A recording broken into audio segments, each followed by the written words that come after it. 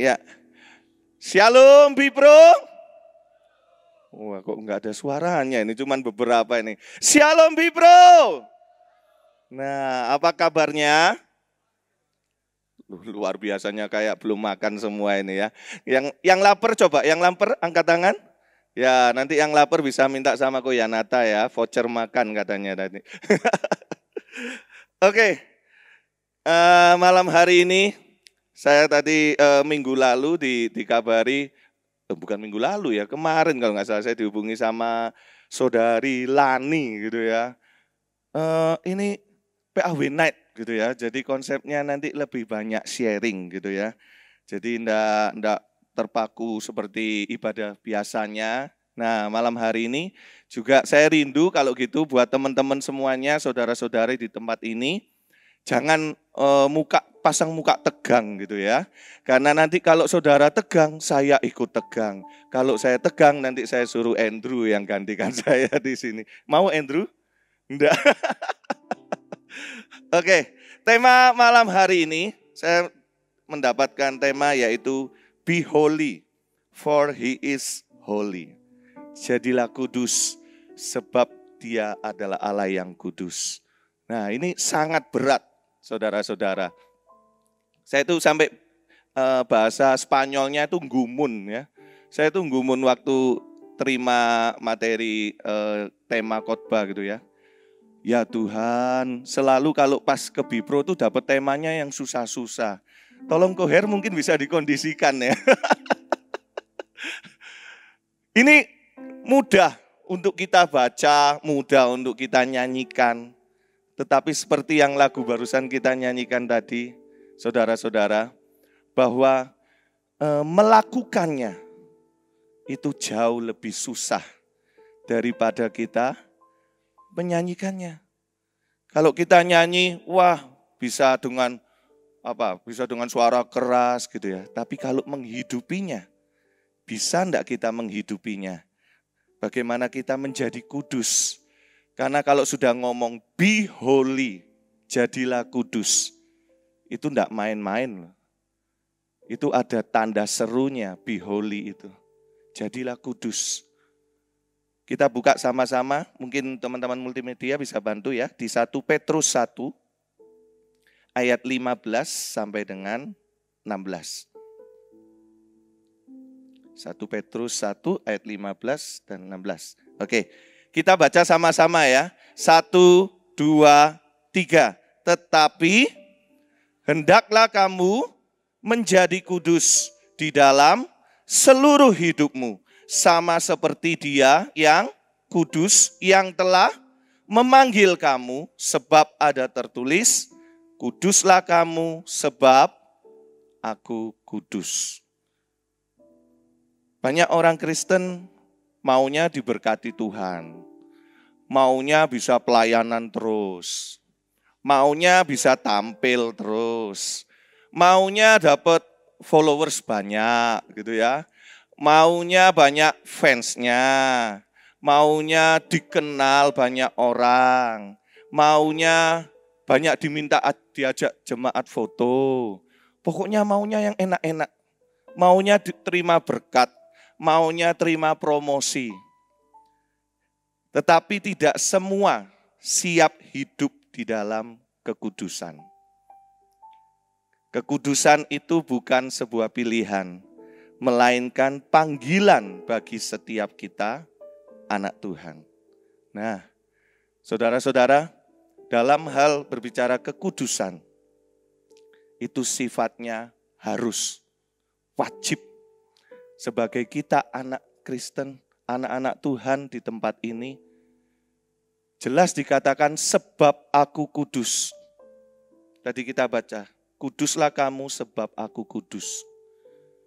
Bagaimana bisa kalau kita tidak mau menghidupi hidup yang kudus? Tapi kita cuma mau kejar berkatnya. Kita cuma mau kejar yang enak-enak. Kalau kita melihat sebuah pertandingan atlet gitu ya, lari, bagaimana bisa mencapai garis finish itu sebagai atlet yang tercepat? Apakah sehari-harinya tidak pakai latihan? Apakah sehari-hari, wah makan seenaknya? Saya mau tanya nih, saya punya teman saya ini, Victor ini rajin sekali ini, sudah ngalang-ngalai kayak atlet ini ya. Lari berapa kali dalam seminggu, Victor? Oh sekarang 1 kali seminggu, kok sudah mulai kendor ya? Oh sudah tercapai targetnya. Saya setiap kali melihat IG-nya Victor ini, boleh di follow ya Victor ya, tak promosikan. Dia aktif sekali gitu ya, ikut lari gitu ya, olahraganya lari gitu. Nah, dalam hal kalau kita mau mencapai target, bisa apa? Dari pace, biasanya kalau pace orang pertama-tama itu pace-nya 12, 11 gitu ya. Saya nih kalau disuruh lari, wah setengah mati. Saya memilih jalan, karena jalan lebih cepat untuk bakar lemak. Tapi kalau disuruh lari sedikit sudah. Tapi banyak pelari-pelari yang siapa ini? Nelvin mana Nelvin? Nah, yuk sampai pangling aku kamu pakai itu. Ini pelari cepat juga ini Nelvin. Ini di Bipro ini banyak atletnya loh kok Heri. Saya pernah ketemu Nelvin lari di Jalan Tunjungan sama grupnya teman-teman pakai baju hitam-hitam, betul ya? Nah, Nelvin ini cepat juga ini, kayak Yamaha, semakin di depan. Awal-awal kan pasti pace-nya besar, ya kan? Kalau mau menuju pace kecil, pasti ada latihannya, betul ya? Ada trainingnya, bagaimana untuk mencapai supaya targetnya itu bisa tercapai gitu. Saya dulu suka sepedaan juga, ketemu Koher, Yanata ini atlet-atlet juga ini ya di depan saya ini. Sama, kalau mau bisa mencapai speednya sampai 40 km dalam per jam itu, wah susah setengah mati. Awal-awal mungkin 18, 20 sepedaan santai gitu ya. Lama-lama kok malu ya naiknya sepeda Cervelo tapi jalannya kok pelan-pelan gitu. Lama-lama gengsi, waduh yang lainnya kok banter-banter ini kalah sama yang naik Polygon gitu ya. Terus akhirnya latihan. Supaya bisa dapat capai kecepatan yang kita pingin. Sama saudara, dalam hal kekudusan, kalau kita pengennya, diberkati Tuhan, kalau kita pengennya bisa dipakai Tuhan lebih lagi, tapi kita tidak mau mengikuti latihan-latihannya, nah susah setengah mati. Di sini juga ada teman saya Winnie nih, Winnie lagi aktif, apa itu namanya Win? Boxing ya. Nah ini cewek tapi boxing loh. Saya yang mengikuti juga Instagramnya, bisa di follow Winnie. Sama saudara, bagaimana kita bisa mengikuti trainingnya, aduh susah ya. Awal-awal mungkin disuruh latihan terus. Tapi kapan ini lombanya? Pengennya ndang langsung lomba. Tapi latihannya ndak mau diikuti. Alhasil pada waktu lomba, ya bahasa Jermannya kewer, ketinggalan. Waktu balapan lari, ngos-ngosan, sudah ketinggalan di belakang. Dalam hal kekudusan itu sama. Saudara-saudara, harus terus dilakukan. Jadi kekudusan itu bukan sesuatu yang diusahakan. Tetapi kalau saya boleh bilang kekudusan itu harus dikerjakan. Katakan sama-sama, harus dikerjakan. 1, 2, 3, harus dikerjakan. Kenapa? Karena kita sebagai anak Tuhan. Jangan cuma mau berkatnya doang, jangan cuma mau pialanya aja. Kalau badminton pengennya yang menang terus, pengennya juara terus, tapi enggak mau latihannya, enggak mau latihan step-stepnya kakinya yang betul. Ya, percuma. Mau diontang-anting ya. Musuhnya bawa ke kiri, koknya ke kanan, ke belakang. Wah, kita kalau step kakinya sudah enggak betul, ya pasti kalah. Semuanya coba jelaskan ke saya kalau misalnya enggak perlu ada latihannya. Pasti enggak ada. Kita yang lagi FOMO nih, sekarang apa ini? Pedal, ya kan? Pedal juga pasti ada latihannya. Pedal, saya ini mengikuti hampir semua olahraga ya, kecuali basket sama renang. Saya basket enggak bisa, padahal badannya tinggi. Renang saya juga enggak bisa renang, jadi kalau tenggelam saya harus minta tolong istri saya. Ayo. Semua olahraga pasti harus ada latihannya. Betul? Dalam kehidupan kita dengan Tuhan sama, saudara-saudara. Kita buka di 1 Tesalonika 4 ayat 7. 1 Tesalonika 4 ayat yang ke-7. Kita baca ya, sama-sama ya. 1, 2, 3. Allah memanggil kita bukan untuk melakukan yang cemar, melainkan untuk hidup dalam apa? Sebentar. 1 Tesalonika 4 ayat 7. Kita baca lagi ya sama-sama ya.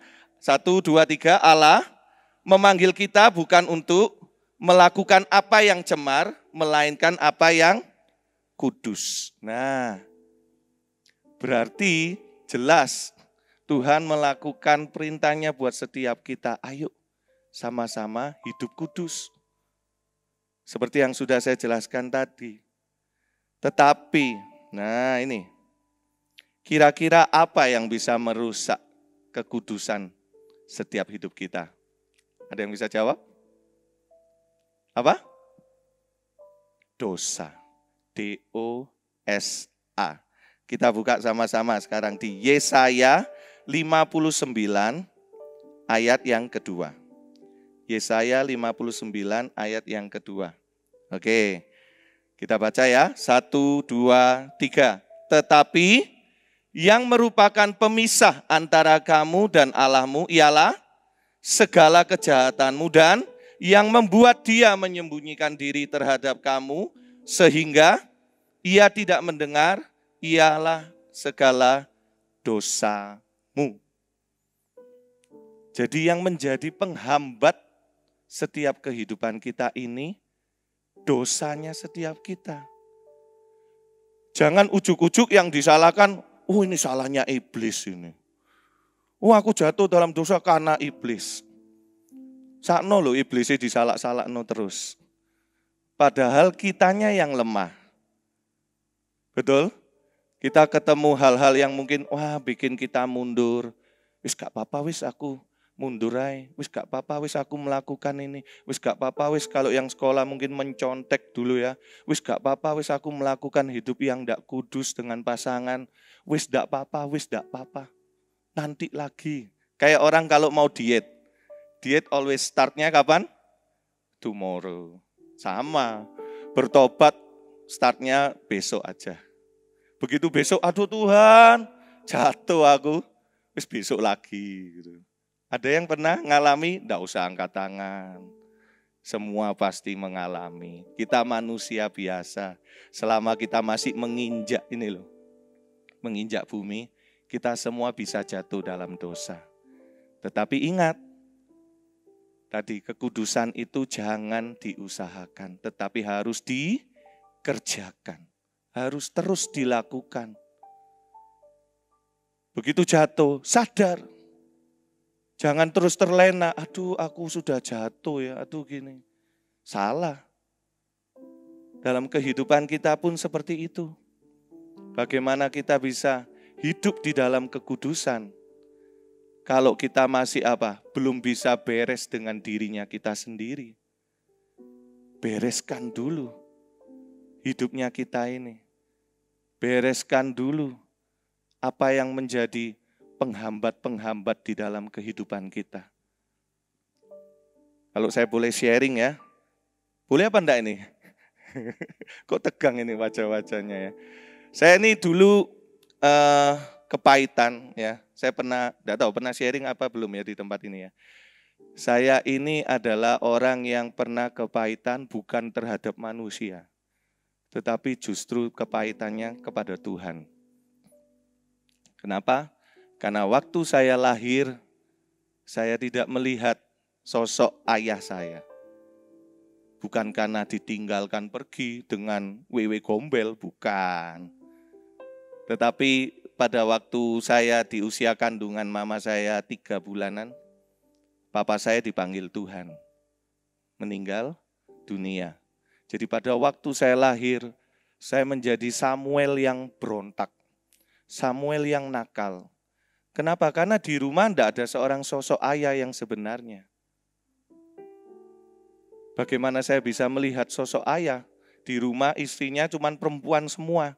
Yang ada mama saya sama cece saya. Sudah saya hidup bersama-sama terus, tidak ada sosok laki-laki di dalam kehidupan saya. Begitu besar saya sekolah, saya melihat orang tua nganterin anaknya, saya mangkel, saya iri gitu ya.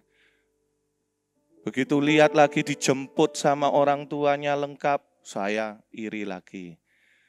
Terus kalau mau pergi jalan-jalan, saya selalu dititipkan sama mama saya itu sama tetangga sebelah rumah saya. Tetangga itu dititipkan, Cik titip ya Samuel kalau mau pergi jalan-jalan. Nanti dititipkan lagi ke om saya. Kalau kamu pergi ajaan Sam ya, jemputan gitu. Karena cece saya orang yang tidak suka jalan-jalan. Cece saya itu kebalikan 180 derajat sama saya. Kalau sudah pulang rumah gitu kerjaannya belajar gitu ya. Kalau saya disuruh belajar, waduh, bukan Samuel namanya. Saya begitu pulang keluyuran, main sama anak-anak kampung. Nyolong mangga, ngejar layangan. Terus ngambili, tahu nggak ya buah keres, tahu nggak ya? Ngambili keres. Sudah kehidupan saya seperti itu dari kecil. Kepahitan lama-lama terus tak simpen. Secara nggak sadar saya itu mulai benci sama Tuhan. Kenapa Tuhan? Kok yang lain itu bisa punya orang tua lengkap, kok saya enggak? Kenapa kok teman saya ini bisa dijemput, bisa diantar papa mamanya? Kenapa yang lain bisa jalan-jalan ke mall sama papa mamanya, saya harus dititipkan tetangga? Saya kepahitan. Sampai besar. Sampai ya, ini saya mungkin baru pertama sharing di sini ya. Saya tuh pernah didatangi salah satu istri pendeta gitu ya, di dekat rumah saya gitu ya. Dia tuh pokoknya bilang gini, Sam, mamamu mau tak kenal no sama om ini. Soalnya om ini juga wis duda. Cocok wis duda ketemu janda. Dia bilang gitu. Saya nih batin, wih istri pendeta kok ngomongannya kayak gini. Wis pokoknya terima naik. Kan akhirnya ketemu tau kamu punya papa baru. Enak wis punya papa baru. Saya sampai mangkel, kayak saya merasa terhina. Saya waktu itu sampai mau ambil pisau. Pengen tak parani rumahnya, mau tak pateni loh saudara. Sampai segitunya. Sampai segitunya saya. Tetapi puji Tuhan, mama saya adalah seorang ibu yang tidak pernah capek untuk menasehati saya. Sampai besar pun saya aktif melayani, ya saya masuk melayani dari ibadah remaja Betani Manyar. Puji syukur sampai sekarang teman-teman saya masih ada ya, ada Yanata, ada Julian ya. Ika, mana Ika ya? Nah, ini teman-teman saya waktu zaman remaja. Saya bersyukur. Sampai even saya melayani tidak menjamin saya itu bisa hidup kudus, saudara. Jangan bohongi Tuhanmu. Jangan bohongi Tuhanmu. Kamu rajin pelayanan, kamu rajin ke gereja. Tapi kamu bisa di belakang itu, kamu bisa jatuh dalam dosa. Itu saya. Saya pacaran tidak kudus, gonta ganti pacar. Ini saya berani ngomong nih, padahal di belakang ada istri saya di belakang. Siap-siap tidur di luar ini nanti malam. Sampai ya saudara, saya bukakan malam hari ini di Bipro ini. Waktu saya usia 23 tahun. Waktu saya kenal istri saya ini, calon istri saya Widya ini.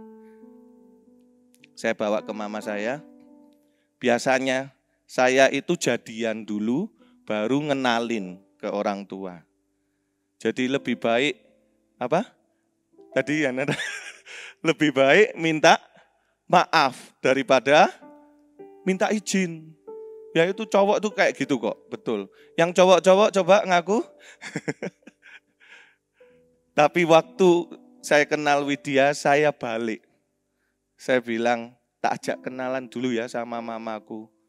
Lek mamaku damai sejahtera, ya wis kita jalan. Dan sungguhan, waktu saya kenal sama istri saya ini, Widya, saya ajak ke rumah. Enggak selang lama kok, pokoknya terus langsung, ya kamu kenalan sama papa mamanya. Loh, ini orang Magelang mah, jauh ini. Butuh transport 12 jam, zaman dulu belum ada tol. Sama-sama 12 jam, saya milih lebih baik ke Bali daripada harus ke Magelang. Tapi selang ketemu akhirnya waktu papa mamanya datang, saya ingat betul, waktu itu kenalannya di Hotel Narita. Betul ya, Widya ya? Di Hotel Narita ya. Karena waktu ke Surabaya tinggal di sana, papa mamanya nginep di sana. Saya kenalan, dan singkat cerita saya bilang sama mama saya, "Mah, sudah kenalan." Ya wis, ndang diatur kapan lamaran, terus ndang nikah. Saya tuh mikir, umur 23 tahun. Mama saya tuh sudah bilang kayak gitu. "Mah, sik cepet teh. Opo? Wis cepet to ndang nikah daripada kamu jatuh dalam dosa lagi." Itu betul, istri saya saksinya. Saya tidak akan pernah malu untuk saya cerita seperti ini. Karena saya harus bikin malu iblis. Saya harus mengakuinya. Kenapa? Karena mama saya tahu betapa nakalnya Samuel ini. Betapa rusaknya Samuel ini dulu. Begitu mama saya bilang seperti itu, saya itu bingung. Waduh, umur 23.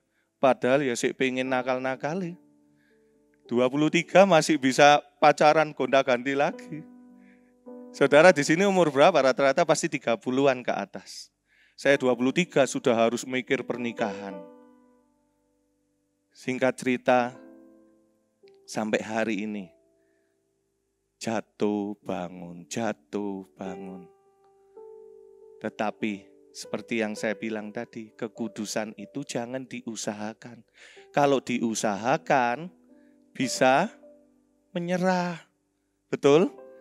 Kalau diusahakan bisa mentok. Aduh, wangel wis gak mau aku. Gak mau aku.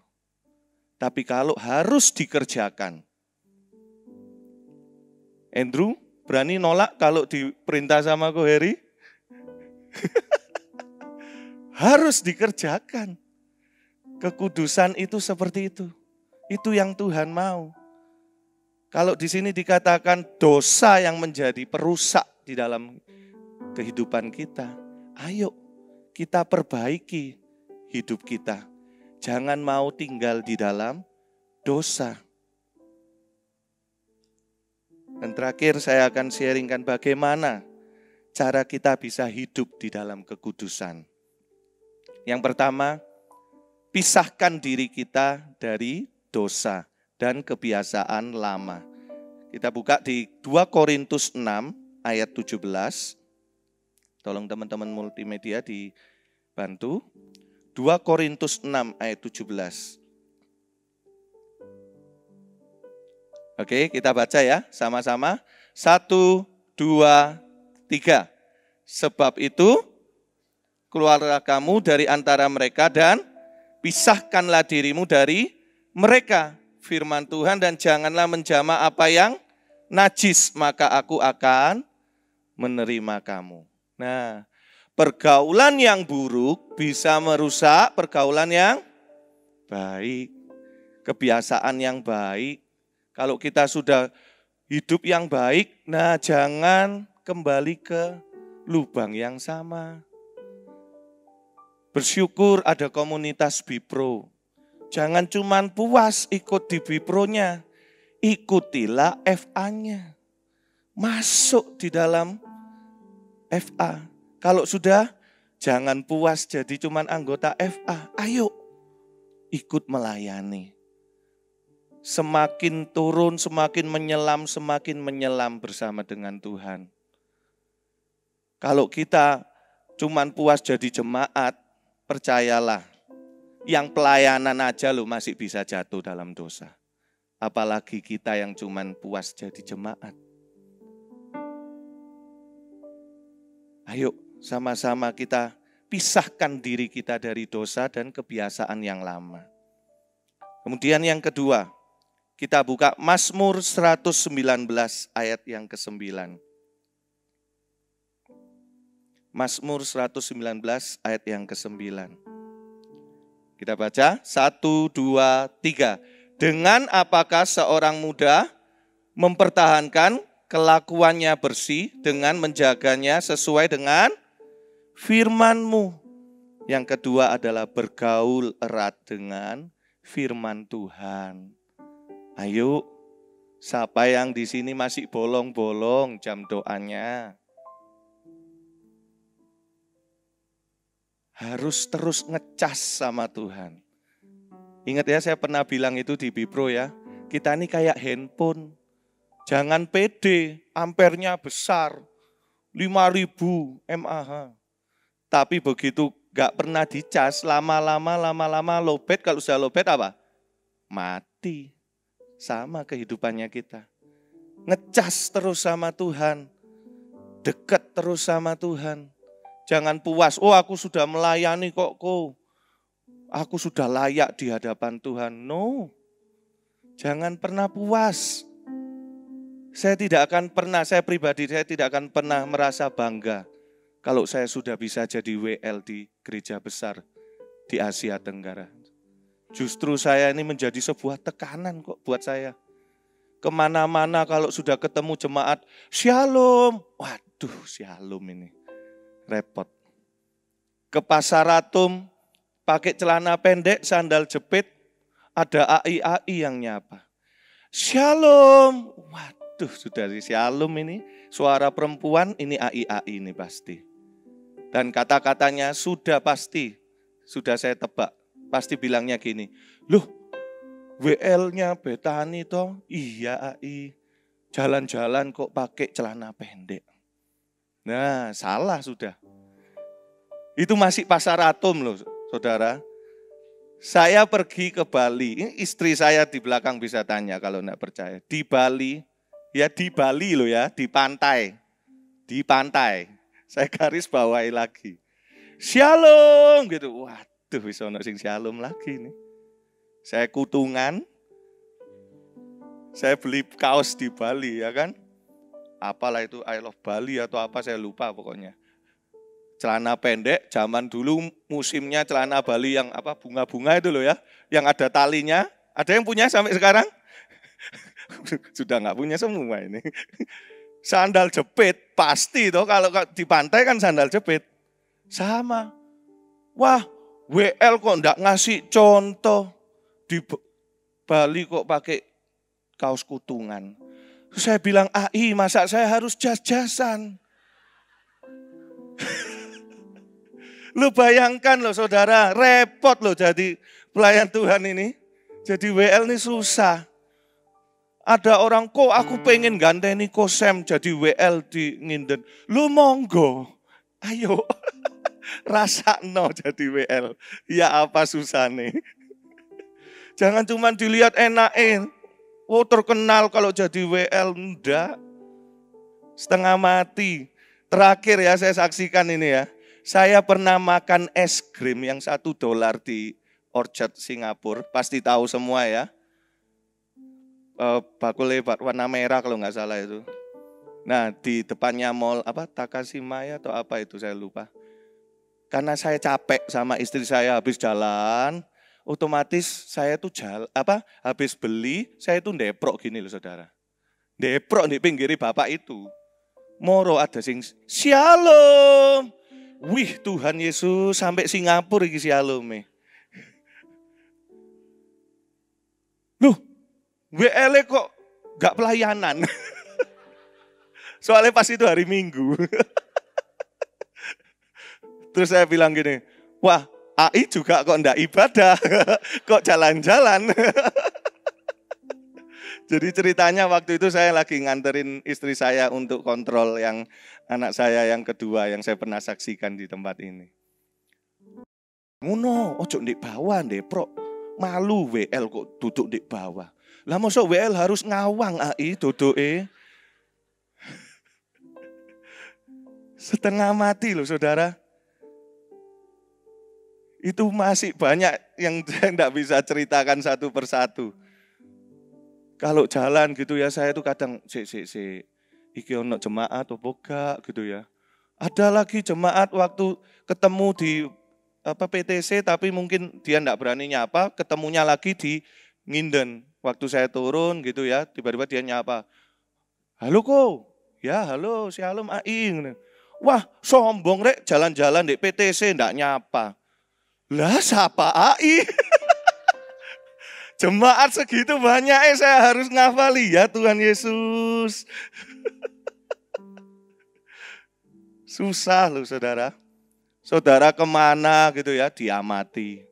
Nanti teman saya ulang tahunnya ngadain di tempat yang mungkin tempat terbiasa seperti kalau malamnya itu jadi tempat klub malam gitu ya.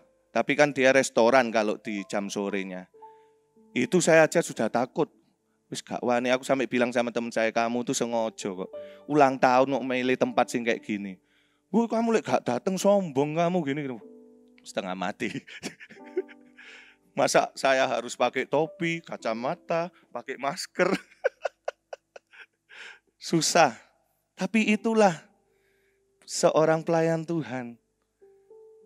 Kita harus betul-betul bisa jadi contoh, jadi terang. Apalagi teman-teman semua di tempat ini, ayo saya rindu mengajak. Jangan cuman puas, wow aku datang ibadah di Bipro, enak, punya teman gini, tapi enggak mau lebih lagi. Ayo masuk lebih dalam lagi, tergabung di dalam FA Bipro. Siapa yang di sini gembala-gembala FA? Coba angkat tangan. Jangan malu, gembala-gembala FA di Bipro. 1, 2, 3, angkat tangan. Nah, tuh coba dilirik tuh teman-teman yang di sebelah kanan kirinya. Kalau ada lagi jalan-jalan celana pendek ditegur.